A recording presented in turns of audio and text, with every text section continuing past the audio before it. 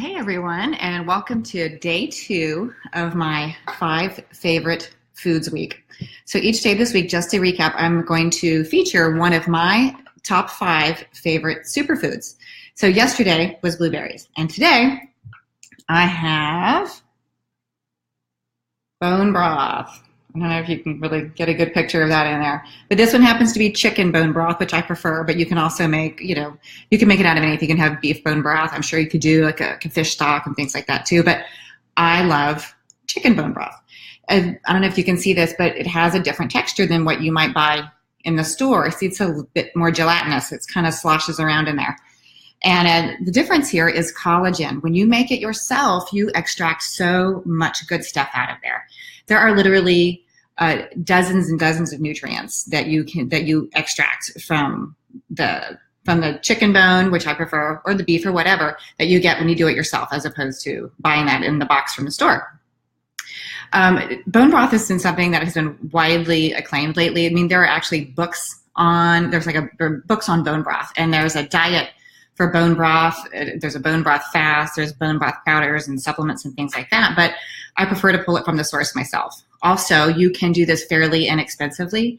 I don't know if you've priced out good quality bone broth or good quality chicken broth in the stores, but they can get pretty pricey. And if you do it yourself and smartly, you can save bones after having a meal, pop them in the freezer. I save vegetables from, chopping up, fresh veggies, pop those in the freezer, some carrots, celery, onion, garlic, what have you, spices, herbs, and save those to use when I have a day to do bone broth. So let's talk about why I love this a little bit so much. Obviously, there's the collagen, right? There's also some other key things in bone broth that I think make it pretty special. There's glycine, glutamine, proline, lots of minerals like calcium, magnesium, phosphorus. It's just jam-packed full of good stuff. Well, that's great, Cheryl, but what do they do for us?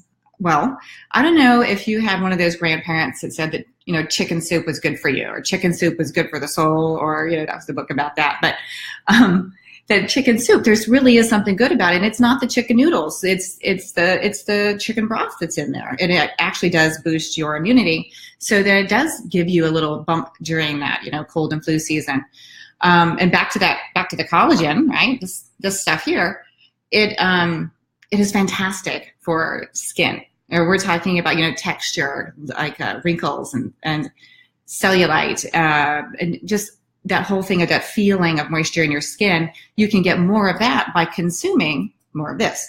In addition, that whole collagen gelatin thing repairs the flexibility of our joints and improves the strength of our bones. And I don't know about you, but when I come down the stairs in the morning, it's like snap, crackle, pop halfway down the stairs until everything starts getting warmed up and loosened up. And so I can tell you that this is something that I'm going to be doing more of to help fight all that stuff. In addition to that, there's gut stuff, like with all of these good things, as you ingest it and bring that into your body, you are now healing your gut from the inside out. It will, soothe that gut lining if you have any irritations there. You've heard of irritable bowel syndrome or lots of other gut or digestive issues. You can't go wrong with adding some bone broth to your life there. In addition, there may be an impact on asthma and allergies as that gut lining heals and becomes healthier, tighter junctions. There are fewer opportunities for, little foreign particles to kind of seep through to the other side and cause an allergic reaction or cause some kind of sensitivity. So there is a lot of thought out there that a good, solid, healthy gut, maybe with the assistance of some bone broth, will also help fight asthma and allergies. So we're good for the body, good for the gut. Also, this is one like the blueberries that's also good for your brain. When we talk about glycine, it is a neurotransmitter and it helps with sleep, memory, and performance. So again, we have that trifecta of the body in general, the belly, and the brain. So can't go wrong with some bone broth. So how do I make it? There are a lot of recipes out there. I thought about providing a favorite recipe to you, but really depends on what tool you plan to use. If you use a crock pot, it might take you 24 hours to get a good quality chicken bone broth out of that. Similar if you were to simmer it on the stove all night long, but I didn't want to leave that unattended all night.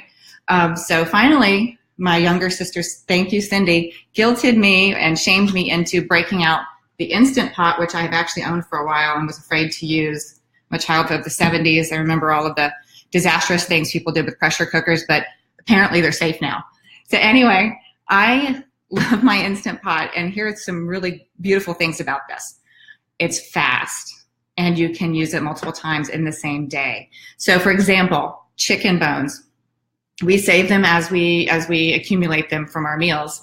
In addition to other little gelatinous things, you're making sure that you get in there.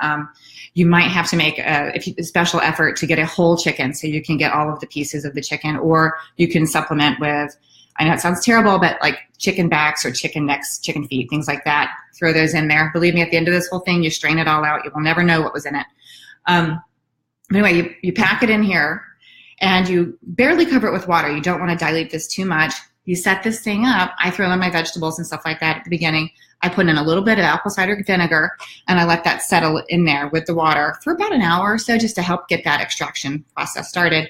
And then literally it takes 30 minutes. So you program this machine to 30 minutes manual. You let it do its thing. It will take longer than that because it builds up to a certain pressure, and then it bleeds the pressure off slowly. And then I think I made 3 batches in this in one day with the same bones. So just so you know, you can add more bones to it too as they cook down, and you have other bones in the freezer from your previous meals. Keep adding those in, fill it back up, run the whole thing again. It's pretty good stuff. So there you go. There's my day number 2. It's bone broth. And so what else can you do with this, right? So it's basis for soup, stews. You throw it in there with some chili. You throw it in there if you need any additional cooking liquid. We saute veggies all the time. Throw in a little of this. It starts to get a little too dry. Good stuff. Soaks it up in there. And, forgot one last thing. You can actually drink this on its own. So, right? You just season it up a little bit, throw in a little bit of salt, and drink it on its own. There are a lot of people who want those therapeutic, like, joint benefits. So just having a little bit in soup every now and again may not be enough for them.